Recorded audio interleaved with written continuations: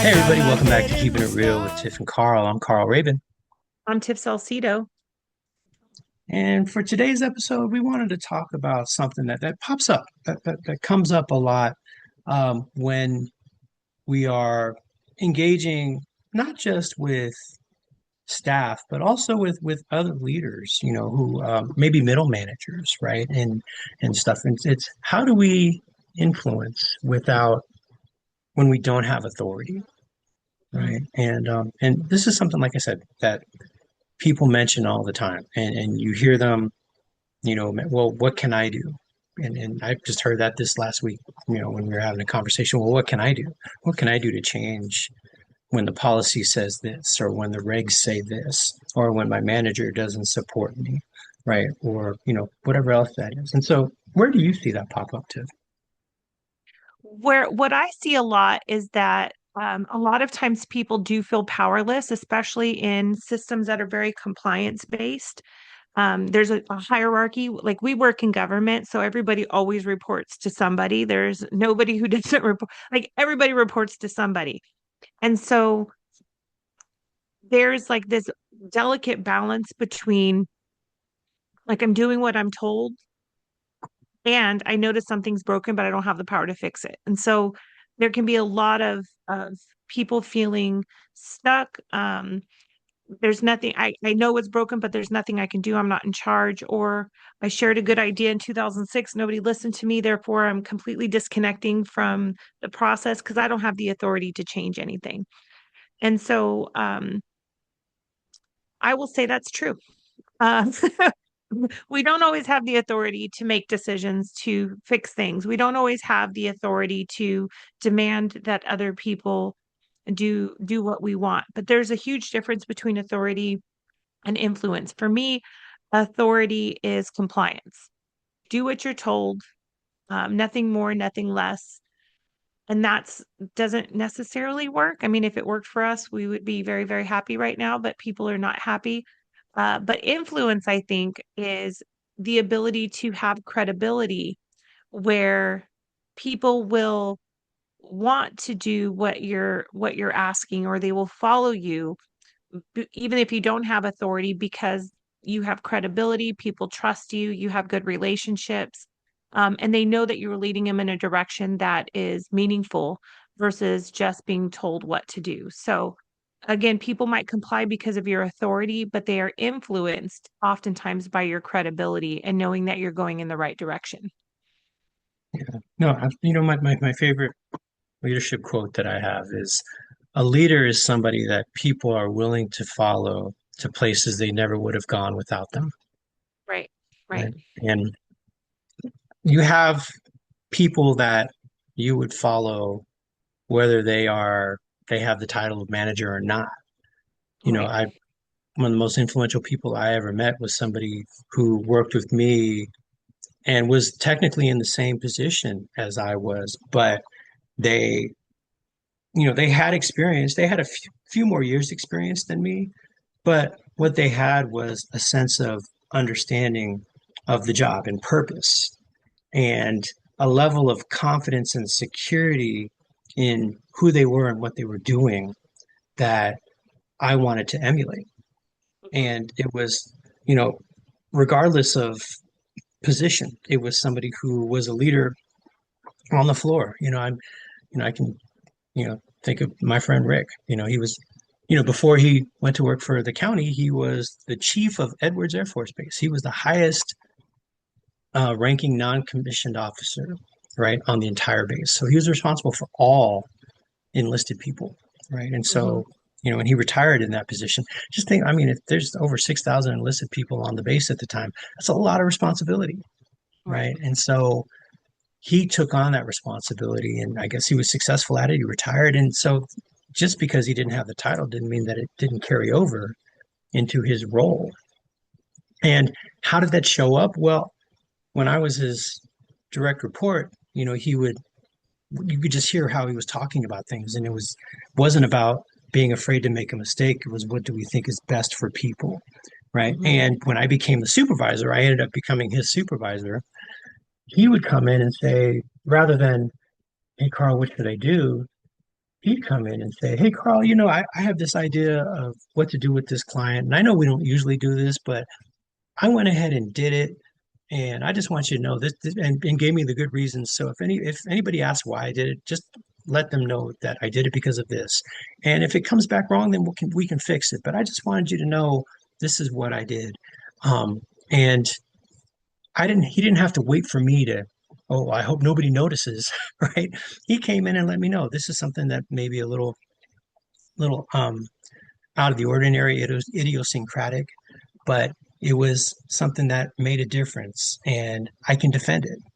And so that was, the type of style that I saw as a supervisor, but I already knew him when I was his coworker. So it was real cool to experience that from those different levels. And it allowed me to trust him better when I was the one who had the ultimate decision or, was the ultimate responsibility. So I really appreciate that. Do you have an example of somebody who has that type of influence? This is going to sound so snobby. Me, me, I do. But you know what? I'm going to tell you the truth. I didn't always use it for good. I used to Hmm. kind of, you know, I've worked in a lot of different teams, a lot of different counties, and there were times where I wasn't at my best. Let's just be real, because we are keeping it real.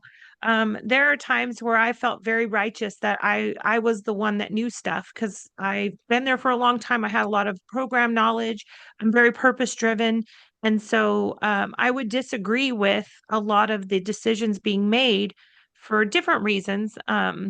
Again, not all of them noble, but I I remember it was like I felt like do you remember the Gladiator movie and where Marcus Aurelius is like in the arena and Commodus is like with his thumbs up or thumbs down. Yeah. Like I felt like that in unit meetings where like our supervisors would be like telling us we had to do something and then people would kind of look at me like, are we going to do that? And I'd be like thumbs up, thumbs down, like, yeah, that's cool, we'll do that. Or like, no, we're not going to do that. But I had credibility and again, knowing what I know now, I probably would have behaved differently. I didn't always have the skills to manage all of this energy. And I probably did sabotage a lot of the things that we tried because I wasn't on board.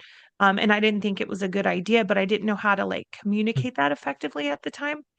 And so, um, I mean, influence is oftentimes not based on rank. It's really on relationships. And so if people trust your judgment, very much like the example that you gave, where you knew this person was coming from a good place, maybe it's not in the structure of how we always do it, but you know it's going in a good direction or going to a good place. That's really what influence is. And so I think I can't make anybody do anything. Even if I do have, by the way, even if I do have the title, even if I do have the authority, I personally can't make anybody do anything, but hopefully I can influence their decision making in a positive way.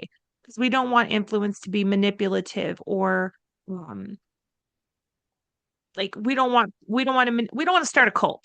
Or maybe you do. I don't know. I don't know. Maybe you do. I don't want to judge your decision making, but for the most part, we want to lead people in a direction that's healthy and safe and in line with what our values are. But to build that type of influence, you have to always start with building your credibility. And so, this means that you have to be willing to do things like follow through on your commitments or be prepared or create really quality work or do what you say you're going to do. Because if you don't have those things, then you don't have credibility. I actually thought of a story when you were on our last episode. I was thinking about it, and I don't even remember the context of it now, but it was like, let me use my words right now. I'm getting so excited. There's a few things I think about here. I was late for 12 years, I would say, late for work for 12 years straight. That's kind of like a running joke, but not so funny because it's true. Um, and I remember like a supervisor saying like, you were late today. And I'd be like, yeah, but I beat you here. So like, what's the big deal? Because you're not influencing my behavior. Like, you're giving me appropriate feedback. You're telling me I'm late. It's based on expectations, but you don't have any credibility. I'm not influenced by your feedback because you're sitting here telling me it's important to be punctual. And then you slide in 27 minutes late every day. So really, you don't have the credibility to, even though you have the rank and you have the title and you have the authority to punish me, you don't have the credibility to change my behavior because you're doing the same thing, but worse. Right. The story I was laughing at, this was a total mean girl moment. I remember somebody, like a fellow coworker, we're the same rank. We were both supervisors together, and I walked into a meeting. She said something about my outfit, something like, "You don't think your dress is a little bit short," or something to that effect. It was something snotty, and I said, "Oh, I'm sorry. I don't take fashion advice from people who wear flip-flops to work." Or something like super mean girl right back. That was the whole thing. That don't even get me started on that story. But where I'm saying here is like, if you want to talk to me about how I'm dressed, like, maybe not show up in your pajamas. I mean, that's a thought. So it's the credibility piece. Like, if it would have been a different conversation with that person had they had credibility, and they didn't. And I'm sure there's plenty of times where I have tried to give people feedback without the credibility. So this is not like me against the world. It's I'm included in this as well. You know better, you do better. But it's really hard to take feedback from someone who's not modeling the behavior that they expect from you. And that's where you don't have influence, even if you have authority. Even And if you that's a have challenge. Yeah, even if you have authority. authority. But there it's just as powerful to be that person that everyone rallies against Right, as it is to be that person who everyone rallies around, right? A right. lot of times teams they connect based off of a positive leader or a negative leader. Yeah, And so that's sometimes the only thing we have in common is that we can't stand you. Right? So, right. Common but enemy, common enemy intimacy. Yes. the enemy of my enemy is my friend, right? And Right. so that's a real thing that people have to deal with. And so, but if you are that leader, you have the intellectual credibility. You're in that position. You're in that position of influence. You have the title, especially government service, chain of command, right? You have the extra number in front of your name or another letter in front of your name and your title. And so that gives you power and authority. But how do we use that power and authority for good, Mm-hmm. right? As who was it? Spider-Man's uncle. So with great power comes great responsibility, right? So when we have that authority, it's important for us to be thoughtful about how we use that authority. If we're using that authority for because I want what I want and I want people to work like I work, then you might have a couple people who will follow you along because you share some of the same philosophies or styles. But then there's going to be a lot of people who, hey, look, I work for you, I get paid by you, but the way that you communicate to me or your style, it doesn't really, it's Right. not hidden, right? And so what do I do in those situations? And then you have this group of people that resent their boss. So that's how they get along. And it may seem like they're cohesive, but performance is not as positive if you not just have that intellectual credibility, but also that personal credibility, right? That Yeah. we've been talking about, the idea of connecting with you, that, you know, I have your best interest in mind, and that the conversations that I'm thinking or the decisions that I'm making are based off the team, right? And what Right. the team needs to put myself second, right? To be that servant leader, which is something we probably should be talking about in next episodes. But that's if you already have that position. Those people who do not have that position, those people who are unofficial lead workers or leaders on the floor, a lot of them they have that, they're charismatic, right? They're those eyes in disc. Right? In Strength Finders, they got that woo is one of their top five, right? And so people are drawn to them and they will follow them, and really allow them to lead them even if they're not in a leadership position. And so that's just as important to recognize when you are a unofficial leader and people follow you and watch you. There's a level of responsibility that if you thread that needle and um, really work on that, then that can set you up for positive interventions, not just now with your team or with your boss, but in the future, right? So those folks who have that charisma, have that built-in ability to be um, to express their needs, to be a little more assertive, to stand up for things that other people won't. That's definitely it's a value, and it's something that is important to have on your team. How do we make sure that those folks are utilizing that unofficial influence, that personal credibility in a way that is helpful for other people? Because people will follow them. Sometimes they'll follow them to places they don't want to go, but those places that they don't want to go, sometimes I don't know if you've ever had staff members, especially newer staff members that follow the one person who's been there forever. Next thing they're parroting what they said about, oh, we never do this. And I've been here 25 years. And let me tell you how this happens. Right. And, oh, everything you learned in training, you never get to use that. This is what we're doing. Right. And so, that's another thing to be mindful of, to have that unofficial personal credibility that other people will stick to. But what if we're leading them down a path that might lead to results that aren't as effective. Right.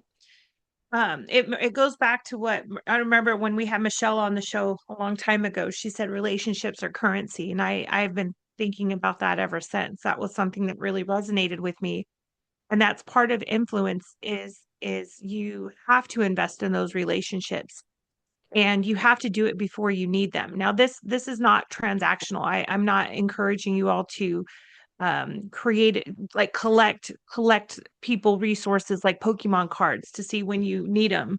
um we have to be willing to invest in some of these relationships, and not just when we need something, but to really build these relationships continuously, and not just for like, let me get to know you because you have something you can offer me. It's that's too transactional, and I don't think it's genuine.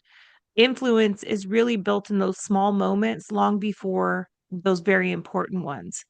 So, as a trainer, as an example of this, I don't ask people to like share their job title. I don't do the whole let's go around the room and everybody say your name and your title and how long you've been here. I skip all of that crap. It's such a waste of life. Like, let's can we agree in 2026 not to do that anymore? Like, it's just such a waste of time, because it's like, oh, all of a sudden there's a program manager in here, so we better be on our best behavior. Or, oh, that's our deputy director. We better watch what we say. Like, I don't need all of that. Where I'm going with this is that we do have to like create these reciprocal relationships where we're building that community, that I'm going to help you when you need it because I know you're going to do the same for me. So if that means that I'm working across departments, if that means I'm working with a different classification, does that mean I'm like working with a community-based partner that we have, where when they ask for help, I offer it, and when I ask for help, they offer it. Not because we owe each other. It's not like a quid pro quo or a tit for tat, like I did this for you and now you owe me. But it's really this generosity of time and effort and connectiveness, where I have influence because I'm somebody that's going to show up. We have a good, trusting, professional relationship, and I'm consistent. If any of those are missing, if any of those are missing, your influence is going to weaken. So part of like this creating influence is you cannot just rely on your expertise. You may be the smartest person in the room, and you might know more. You might be that one that's been there for 25 years and you've been there and done that. But if you are not creating those healthy relationships, nobody cares. Nobody, when you're raising your hand, like, as a matter of fact, I've been here for 25 years, everybody around you is going, shut the hell up, retire already. We're tired of your crap. You know, we're tired of you. We don't And want to be, that's not influential, opposite of. I want to share a story Yeah. um, of a time where I was teaching a class, and they're all people that were on caseloads. And one of the people that was in the class was he was actually a client of mine as well, but he had done big things and had been like general manager at multiple restaurants and had to move back home to take care of his ailing parents and couldn't find the same type of work and was like, well, why should I settle for one manager job when I manage seven and the pay and all this other stuff? And so he had a hard time finding something that matched what he had done before. And so he was bitter and frustrated and, saying, why should I, I regret making this decision to move back home. And then I got it. I understood. So we put him in the workshop. He goes, why do I need to be in the workshop? Why do I need to look for work? I mean, why do I need to learn job skills? I said, well, this is part of the process, but also it might be something that maybe you've never heard before. I've been doing this for 10 years. I could probably teach that class. I said, okay, cool. So I had him in the class, and on the first day, he would listen, but then also he'd start getting a little distracted and started talking to the person next to him, saying you could tell little remarks because the guy was kind of smiling and laughing. One time he laughed out loud, right? And so it was kind of disrupting other people. I recognized, when he introduced what he did, people's eyes went, "Oh, wow!" Right? And so they Mhm. saw him with that credibility of, what are you doing here? Or well, we'll see what he does. And so as the leader or the facilitator, I mean, I had a couple different options, right? Either I could lay down the law and say, you need to pay attention, or I could bring him in. And so after lunch, rather than talk to him, I said, I'm gonna try one thing. And if it doesn't work, then we're gonna talk after the class. And so we started talking about, you know, professionalism, what it means to be professional and professional language, professional dressing. And so I said something and I called him out and I said, hey, so, I know you've done a lot of hiring in your time and, and everyone knows your experience. So what are your thoughts on dressing professionally and what does it look like to be a professional as somebody coming in to look for a job? And he was kind of stunned, like, he thought maybe I was trying to challenge him. Well, and then he was like, well, we need to do this, you need to do that, and I think it's important that you teach people to do this. I said, okay, cool, right? And I intentionally, because I felt like he felt like defensive because he didn't see me do that before, and so I know he needed to know that I had um, his best interest in mind, and I was just Mhm. trying to call him in, right, rather than call him out. And Right. so he did that. And so the next time, we talked about something after the break, I said, hey, so just coming back to where you were and talking about this, what were some of the things, when you, as a manager, what do you look for, like for a team that has the right attitude? And so he saw me do this. And Mhm. little by little, he got less defensive, less challenging, and he actually began to um, answer responsibly. And then sometimes he'd raise his hand and say, what you were talking about was great, but also we have this going on, right? And so he saw me speaking to him, in a way that was not challenging. And so he started offering, hey, what you were talking about, yeah, also this might be something that's helpful for everyone. And I agree with you, Carl, and I think that's so important. And he started buying into the conversation, which just by the force of his personality and his gravitas he had with the rest of the team, everyone else started paying attention, and he became almost like a second teacher. But he, more importantly than that, he became an advocate for what we were talking about. Right. And he had no title. In fact, he was just like everyone else, having a hard time. But other people really valued his feedback, and it was, one of the better classes I had because a lot of people turned to him, which allowed me to be able to have conversations and have that, backed up. But it also gave me credibility because he was seconding what I said, right? So Right. a lot of times, rather than feeling challenged, rather than calling that person out for challenging, call them in to allow them to be part of the solution. Yeah. And that's part of that psychological safety too, of significance and helping people feel like they matter and that they belong, which is definitely something that creates that trust, creates those relationships for sure. Yeah. So, and just wrapping up, do you have any hot tips real quick, Tiff? Of course I do. I always do. When I'm singing them, here we go. Uh-oh. So I'm going to give some hot tips of what not to do. And number one, don't just rely on your title or your expertise, but really do the work. Being right doesn't make you influential. So being the loudest one, being the most vocal one, being the most persistent one is not really going to move behavior. So pay attention to that. I'm also going to say, don't have an opinion where you don't have authority. Or don't have an opinion where, you're judging what other people should be doing, influence that behavior. We have influence all over the place, even when we don't have that title. So, I mean, this might be as a caseworker influencing a family's decisions, a supervisor influencing their peers, a trainer influencing organizational culture. This doesn't rely on your authority, it relies on your ability to share. So be conscientious of what energy you're putting out there. And do not confuse your visibility with influence. It's not about how much you talk. It's your real influence is measured by what changes because you showed up and how you showed up. So if I were to really, really just bring this home for us, this begins the moment that you stop waiting for your authority and then start taking responsibility for your influence. Pay attention to where you're leading people and making sure you're moving in the right direction. And that's always going to come back to how are you creating those relationships? Remember, don't fall into the trap of common enemy intimacy. We only get along because we hate the same people. So that's not always helpful. So that's those are my hot tips for today. It's a whole lot of what not to do, Yeah. but we'll get Well, there. absolutely.